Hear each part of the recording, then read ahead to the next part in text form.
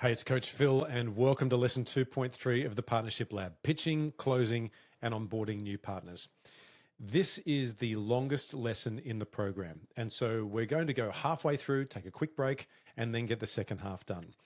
It is the cornerstone of how you go about pitching new partners, understanding intention, and how to think about structuring your partnerships for success. We'll also go through how we manage objections and how we can move the pace of closing a partnership so that you can get the deals closed in a timely fashion. So without further ado, let's jump into this lesson. So we've talked about the partnership development program. In the previous lesson, we talked about how we partner. Now we're going to move into the next three steps, which is the assessing of whether the partnership is going to be ideal, the future view, in other words, what does the partnership actually look like, and then into agreeing the plan to move forward. Why is this important? Well, a great pitch builds trust. A strong close ensures commitment, and onboarding sets the tone for long-term success. Now, how are we going to get practical here? We're going to move through a number of principles that are going to get transformed when we use the intent deck GPT. I'll explain what that's all about in a second. And then we'll walk through the onboarding checklist, which is essential to make sure that both teams come together and understand how to form a new way of working. Let's dive into the three stages of closing a partnership. There is the pitch, the close, and the onboarding. And it might seem strange to include the onboarding step here. The reality is that many people think that closing a deal or closing a partnership finishes with the signing of the agreement. But I don't think that's true. In fact, the onboarding is the step where everyone who has not been part of that deal doing in that partnership intention stage and the contract stage, it's where they have a chance to actually become familiar with what the partnership is all about. And it's your chance as the person leading the partnership to bring all of those people together and bring them onto the same page. So we're going to move through each of these steps now so that you can develop that muscle that you need to do this time and time again as you start to identify your ideal partners. This is the process we're going to work through for this lesson. We're going to start with the pitch, then we'll talk about the structure, the business model, in other words, how money is made and how the partnership works, and how you go about measuring partnerships. So we're going to start with the pitch, which involves a tool that I call the intent deck. And this is going to be something which is going to save you an enormous amount of time and reduce dramatically the chance of misalignment into the future. So what is an intent deck? Well, it's a short presentation co-created by both partners to build alignment. It helps partners document their collaboration before any formal agreements are signed, and it transforms into a sales document to secure internal buy-in from the leadership of your organization and also of your partner's organization. Now, when should you use an intent deck? This is super important. You should use it before you formalize any agreements to ensure you get the right level of buy-in from both sides. It should be used after the first discussion to build clarity and alignment. And it can also be used as a roadmap for onboarding and the execution of the partnership. Let's walk through what that might look like. And the GPT we're going to use is going to help you formulate all the language. And we'll also include inside the partnership blueprint a worked example of what this looks like when it's finally polished and finished. We're going to start with an event management example for this intention deck. And we're going to start with the slide that comes after the title slide and the contents. We're going to start with why a partnership makes sense between Lux Events, who is a luxury event management business, and a very exclusive hotel chain. So before we get to the exclusive hotel chain, let's look at Lux Events. On the left-hand side here, and let's imagine that you and I are from Lux Events.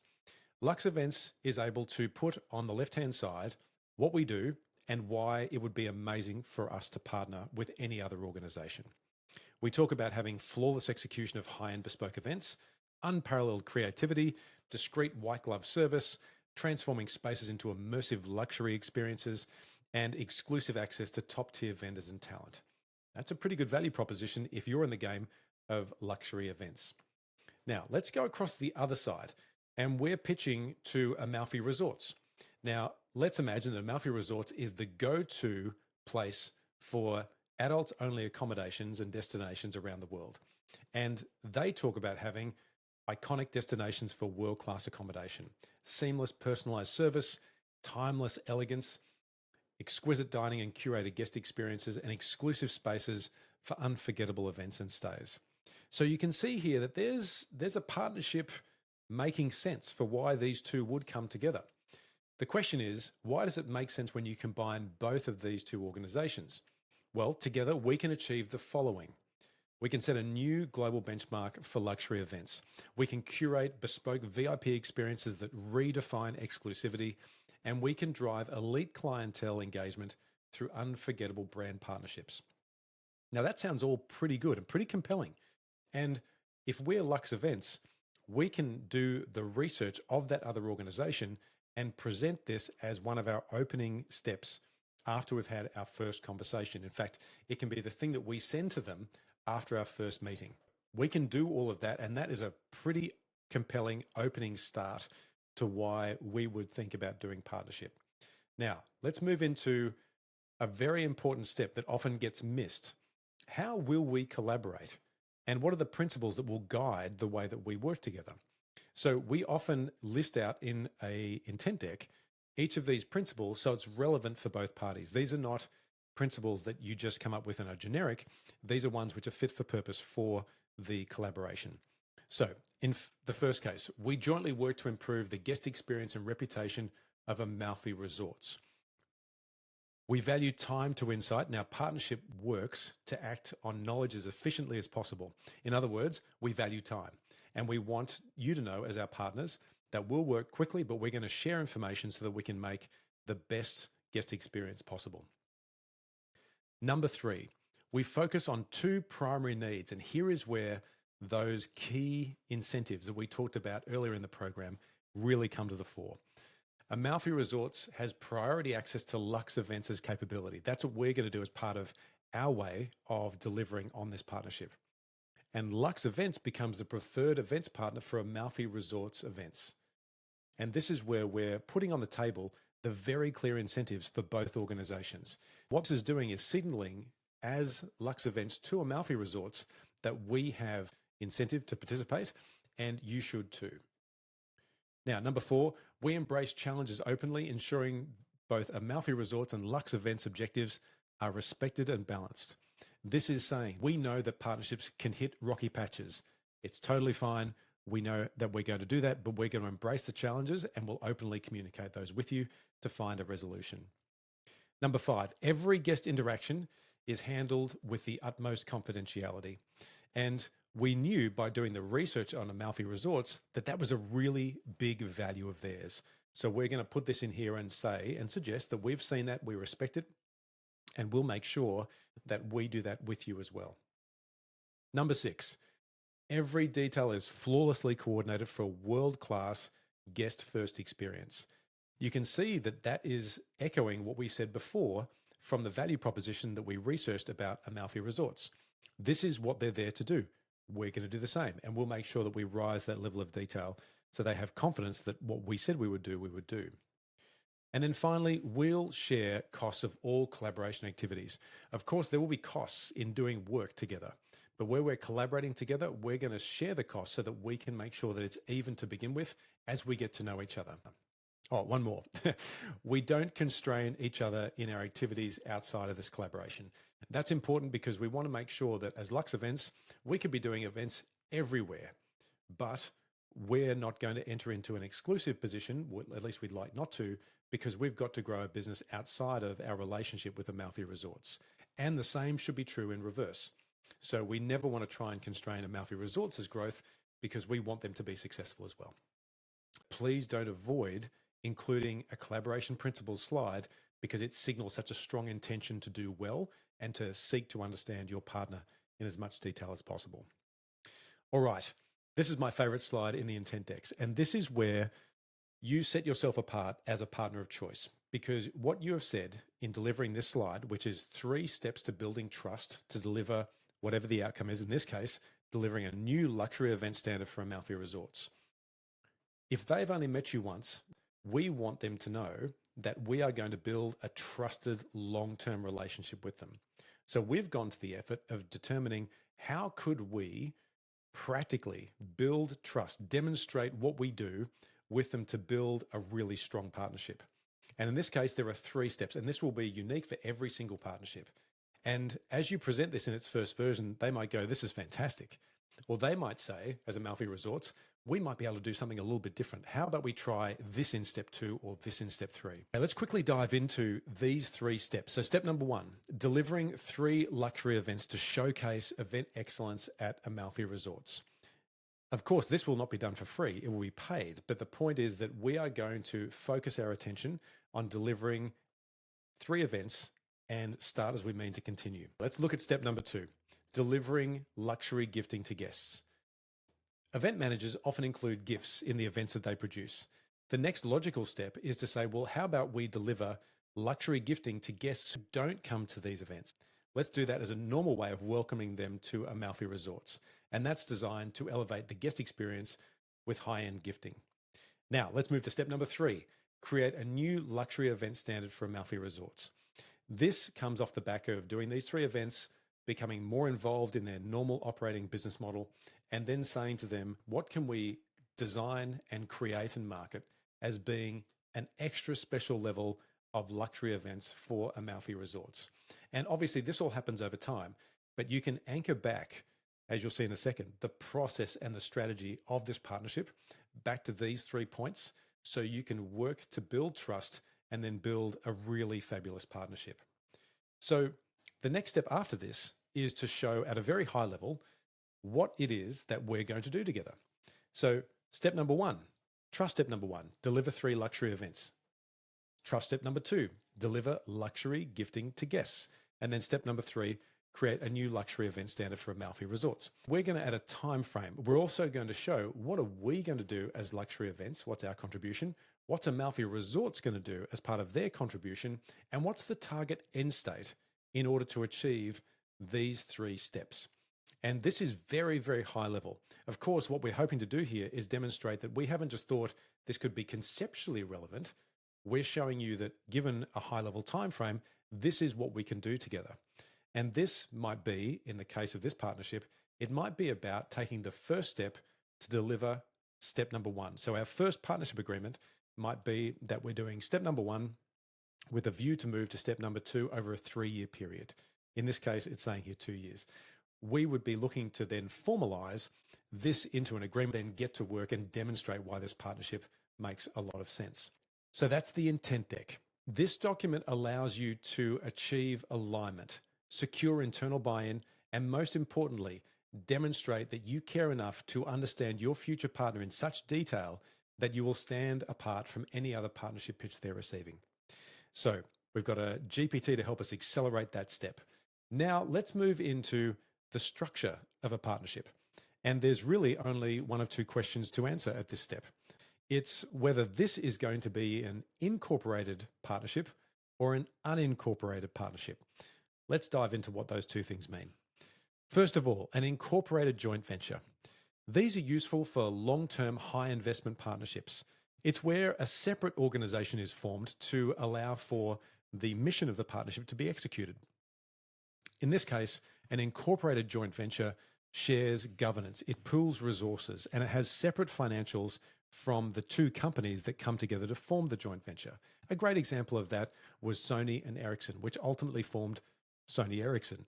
Now, let's look at an unincorporated agreement. And this works well for flexible, scalable collaborations. In the example we used before for Lux Events and Amalfi Resorts, we would be going under an unincorporated agreement. These are more flexible, lower risk, and defined by a contract or memorandum of understanding. A very high-profile example of an unincorporated agreement was Nike and Apple, where they collaborated to create some really interesting early wearables so that Apple's technology could be threaded inside running shoes to make people have a great exercising experience while enjoying Apple's technology. So that's structure. And of course, it's important to get legal guidance on this, but in most cases, organizations will be pursuing unincorporated agreements in order to move forward with their partnership. All right, let's talk about business models. How do partnerships operate and actually make money? Let's dive into this. This is one of my favorite parts of partnerships. Now, we're going to move through a number of examples here, and it's not an exhaustive list, but it's designed to give you a sense about all the different ways a partnership can actually form and function. We'll talk about the business model, we'll talk about how money is made, if it's scalable or not, what the earning split might be, and what an example of those business models might be for the partnership. So let's start with the first one, and it's a very well-known path. It's the revenue sharing model.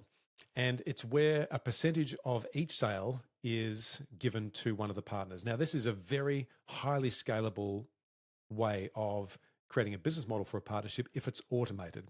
And the earning split might be here that a 10 to 50% commission is given to the partner per sale. And a great grassroots example of this is that you might have clicked on an affiliate link inside a podcast or on someone's newsletter. That affiliate link, when clicked and when you purchase something, earns the person that had the link on their website or podcast a small commission, which might be 10 or 15%. That's a classic revenue sharing opportunity. The next one is a distribution or channel business model. And this is where the person or the organization who is creating the product is distributing through a channel, and there is a markup that is applied to the wholesale cost, and that markup is kept by the person doing the selling. Now, this is a medium to high scalability model. One of the most successful models in this case is often in software, and it's where the resellers get to keep a reasonably good amount of the sales price. Model number 3 is a product integration, and this is very often used in software. And in fact, we're using Slack and Dropbox as the example here. If you're not familiar with Slack, it is the workplace messaging system, and for Dropbox for file storage and sharing as well. This is where the organizations introduce new customers to their product and then split the fee that is earned per user.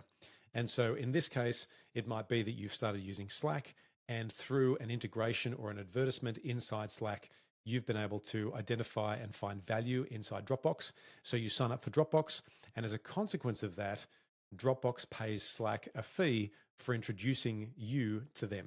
And that can happen in both directions. The most important thing here is to remember that whilst it is scalable, it requires a lot of technical integration in the background to make that a very seamless user experience. Okay, let's move into joint innovation.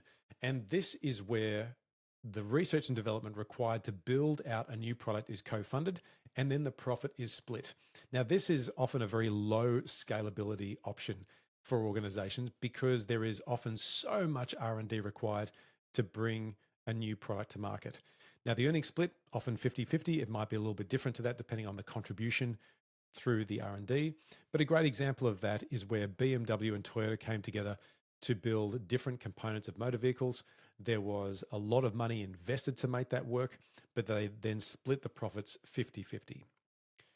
Now, into licensing. Royalties per unit sold is how money is made here. And this is a very scalable model. This is where a software provider is able to license some of their software into hardware products. So a great example of this is where a company like Microsoft makes its Windows product available as the operating system for PC providers. And every single time that a new PC is shipped to a new customer with Windows on it, Microsoft earns an amount of that PC sale. It's a highly scalable model, very well used across the technology sector. Then we have strategic alliances. This is where revenue sharing and another dimension might be added, like a location fee. Let's use the example of Starbucks operating inside a Target. And a Target center might have done a great job of making their presence felt in a community. So they have customers coming in. Starbucks has noticed that and said, well, actually, we could take advantage of that. In fact, we could not only take advantage of it, we can make Target more valuable because now people can come to Target to shop and also to get food and beverages.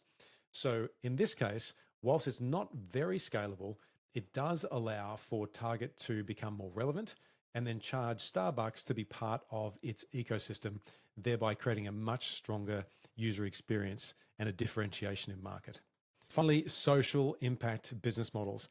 This is often where an organization will commit a percentage of its revenue to social organizations it wants to align with.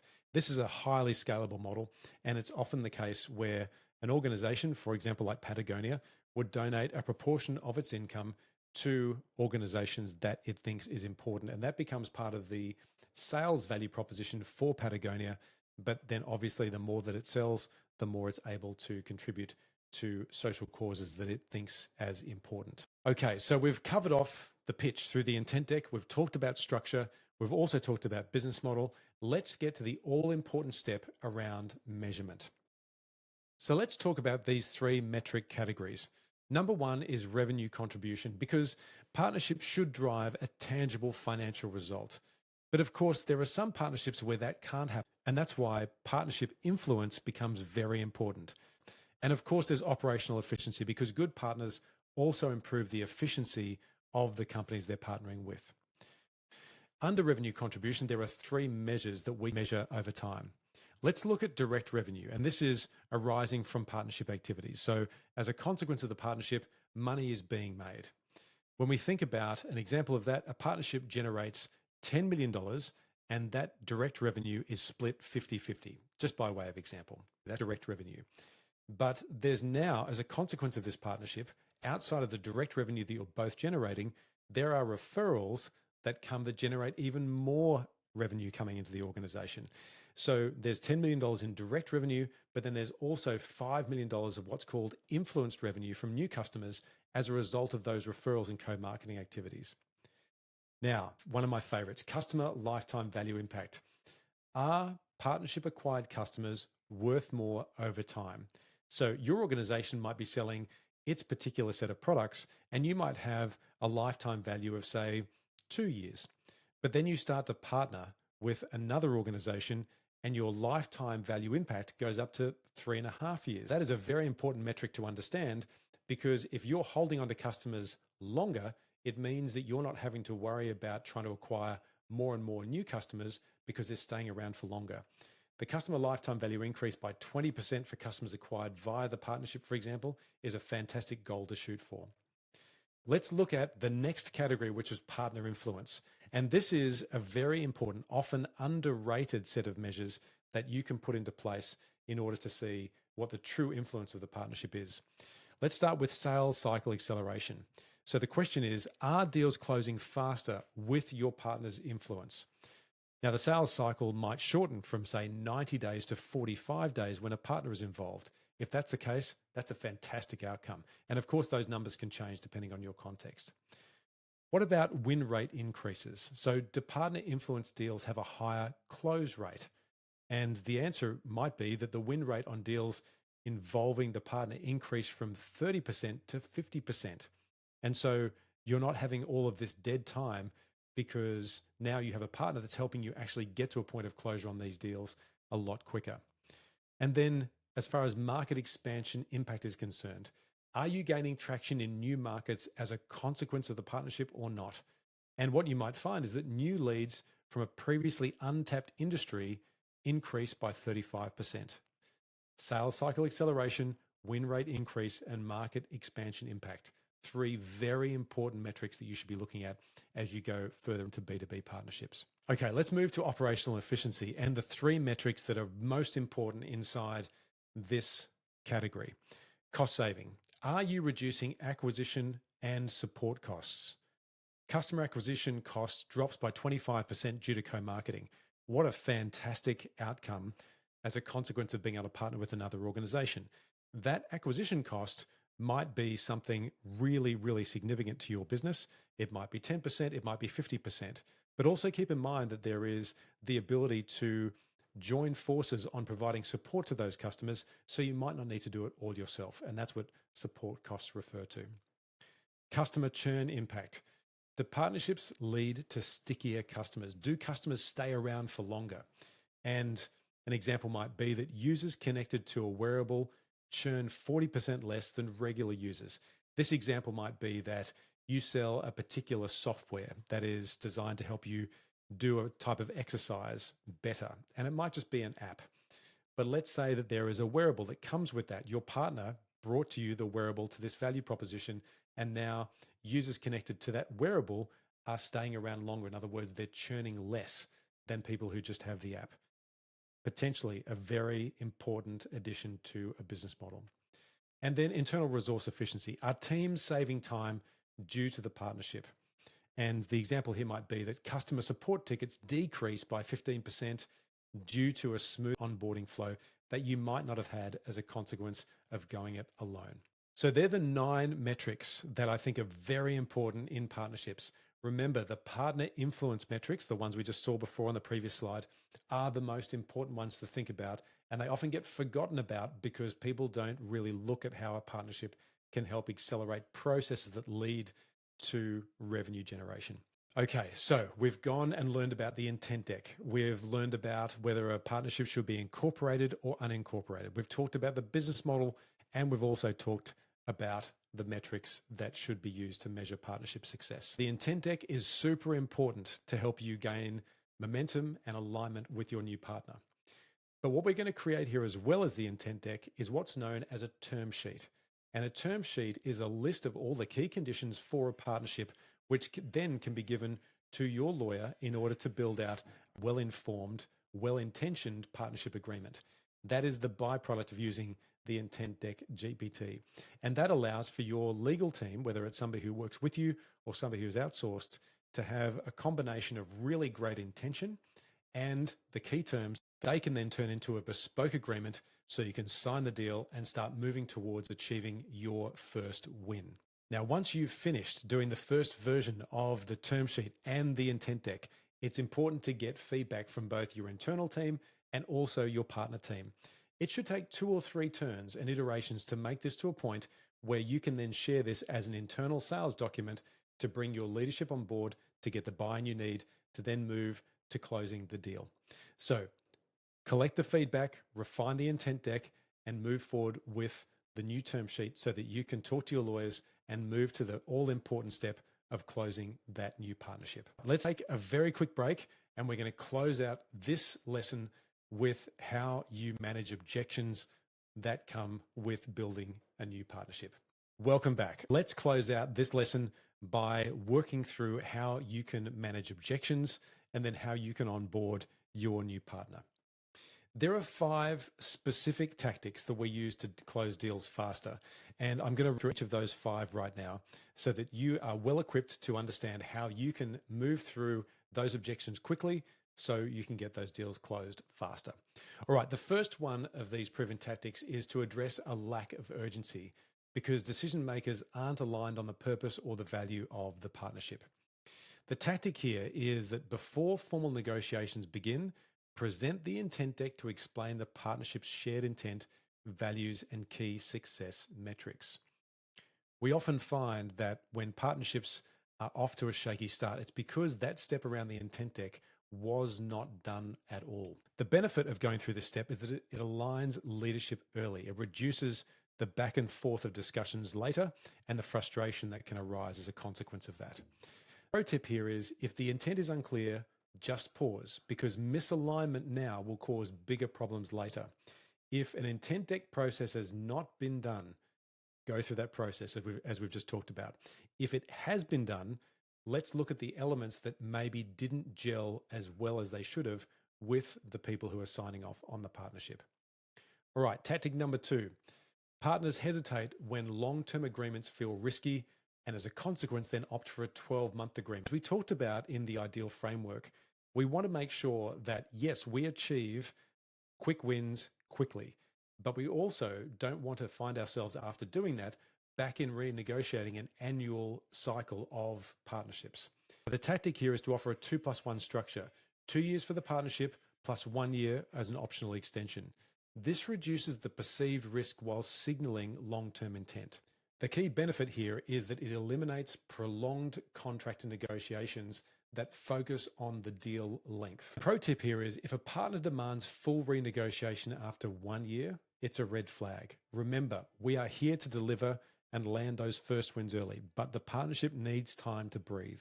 So always be looking for that 2+1 structure. Proven tactic number 3, partnerships stall when the first tangible result is too far away.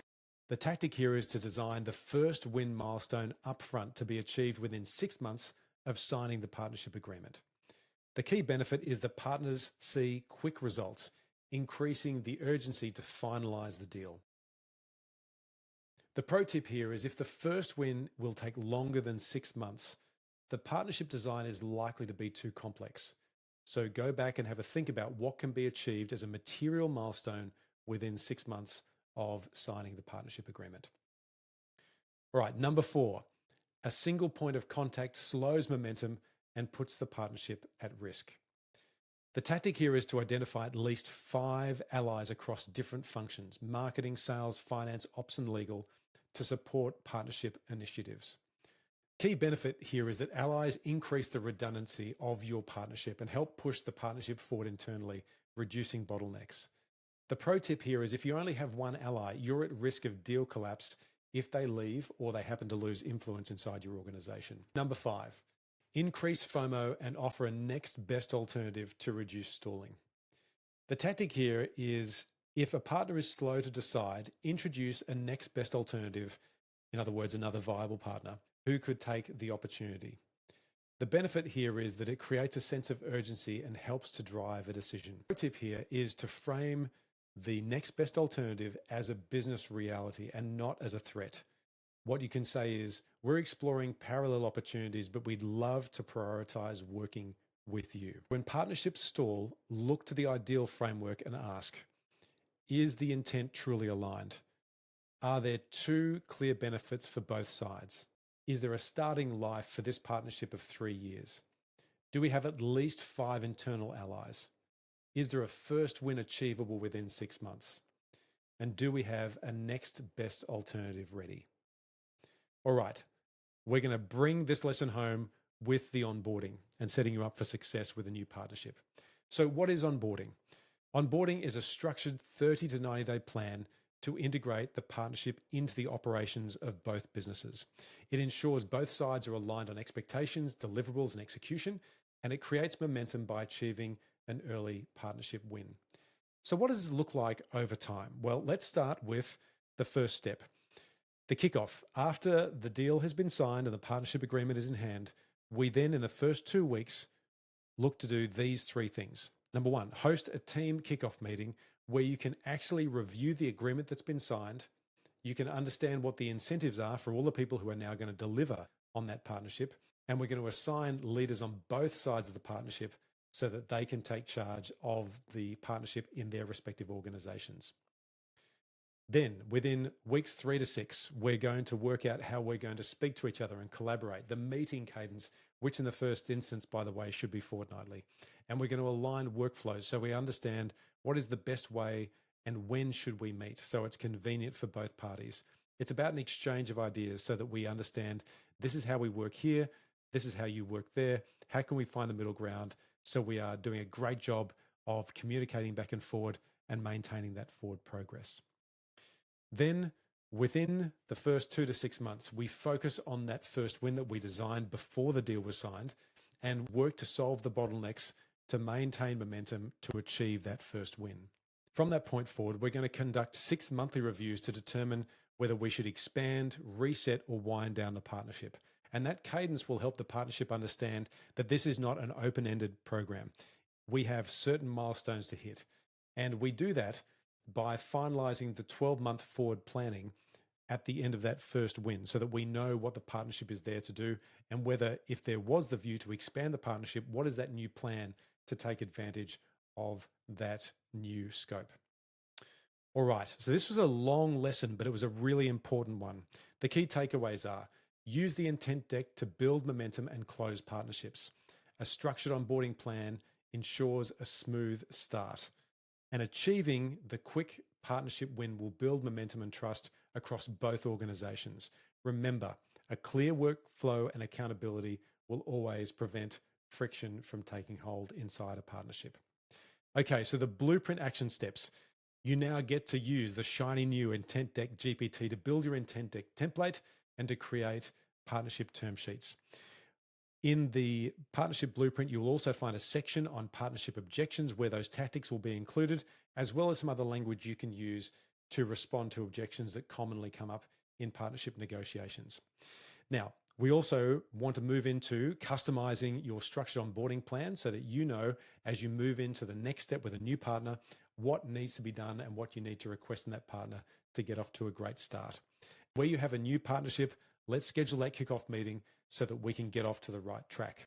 We are now about to move into lesson 3.1, landing the first win. Congratulations on getting to the end of this lesson. There is a fantastic tool set for you to use. And when you're finished, click complete, and I will see you in the next lesson.